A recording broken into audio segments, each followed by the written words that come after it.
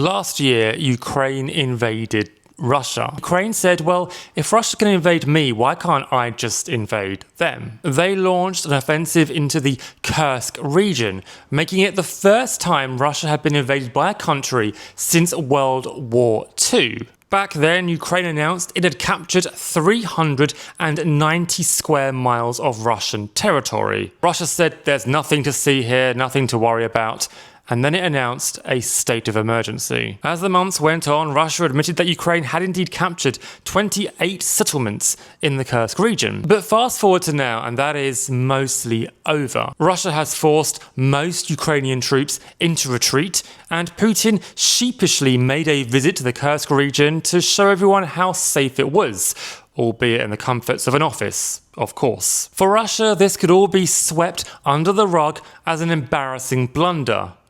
Until it happened again. On the 18th of March at around 5 a.m, Ukraine then made a new incursion into the Belgorod region. Ukraine just said, well, if we can't take Kursk, we'll move over here instead. Russia was tight-lipped about this, saying that its forces had thwarted 5 Ukrainian attempts to push into the border.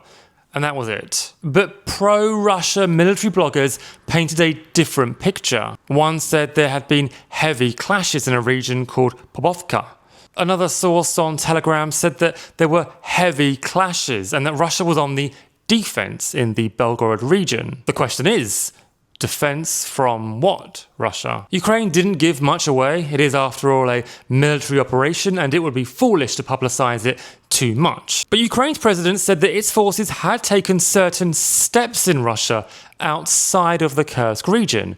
And by certain steps, I assume he meant literal steps into the Belgorod region. Ukraine's theory is that Russia is already firing dangerous weapons from within those regions. So the best way to stop them is to just go there and say, stop that.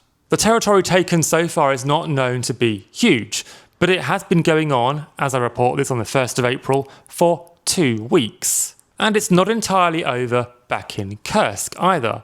Russia says that Ukraine's troops were encircled. Ukraine says they are still hanging on. Ukraine is facing some difficult negotiations in the peace talks with Russia at the moment. America is saying, Ukraine, you might have to give some of your eastern land to Russia.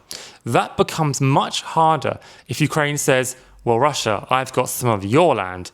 Do you want to swap, maybe? For now, this is a small incursion on the Belgorod region, and the land taken in Kursk is also quite minimal, but it's still Russian land.